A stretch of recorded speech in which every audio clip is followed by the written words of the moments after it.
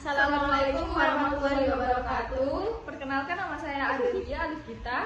Saya Salabul Kisyaning Kusuma. Saya Zaira Melinda Dani. Kami dari golongan A. Di sini kami akan memberikan penjelasan yang pertama tentang pasar modal. Pasar modal merupakan pasar untuk berbagai instrumen keuangan jangka panjang dengan jangka waktu lebih dari 1 tahun, seperti saham, surat utang atau obligasi, reksadana, dan berbagai instrumen derivatif dari efek atau surat berharga. Yang kedua adalah produk apa saja yang diperjualbelikan dalam pasar modal. Yang pertama ada saham. Saham adalah tanda penyertaan modal seseorang atau pihak badan usaha dalam suatu perusahaan atau perseroan terbatas. Yang kedua adalah obligasi atau surat utang. Obligasi biasanya diterbitkan oleh korporasi maupun negara. Obligasi dapat dikelompokkan sebagai efek bersifat utang di samping suku.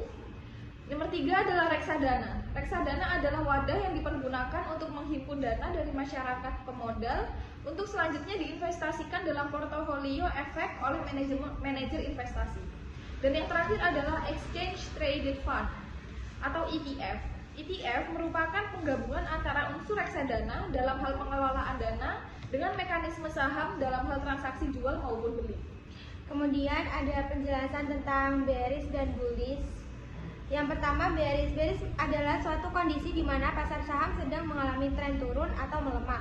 Penurunan pasar saham ini dipengaruhi oleh pertumbuhan ekonomi yang melambat, bahkan turun dari tahun sebelumnya.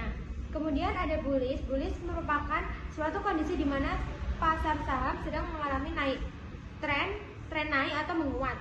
Kenaikan pasar saham ini dapat dipengaruhi oleh kondisi ekonomi di suatu negara, bahkan di seluruh dunia yang sedang mengalami pertumbuhan ekonomi dan sektor usaha dan bisnis yang berkembang. Tingkat pendapatan per kapita naik, pertumbuhan laba perusahaan yang meningkat, dan faktor lainnya. Untuk yang nomor 5, yaitu yang pertama Stockbit, menawarkan beberapa pilihan saham beserta informasi yang berhak diketahui investor. Memungkinkan investor memantau pergerakan bursa saham secara langsung, memberikan fitur komunitas online yang menjadi tempat bertemu dan berkomunikasi arah investor.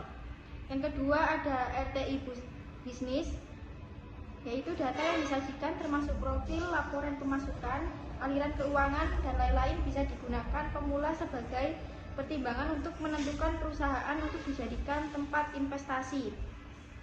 RTI Bisnis juga menyediakan fitur trading saham. Yang ketiga ada Bibit. Aplikasi Bibit mampu memilihkan investasi terbaik bagi pengguna sesuai usia, penghasilan, tingkat resiko, dan target investasi yang diinginkan pengguna. Sekian dari kami, terima kasih, mohon maaf jika ada kekurangannya. Wassalamualaikum warahmatullahi wabarakatuh.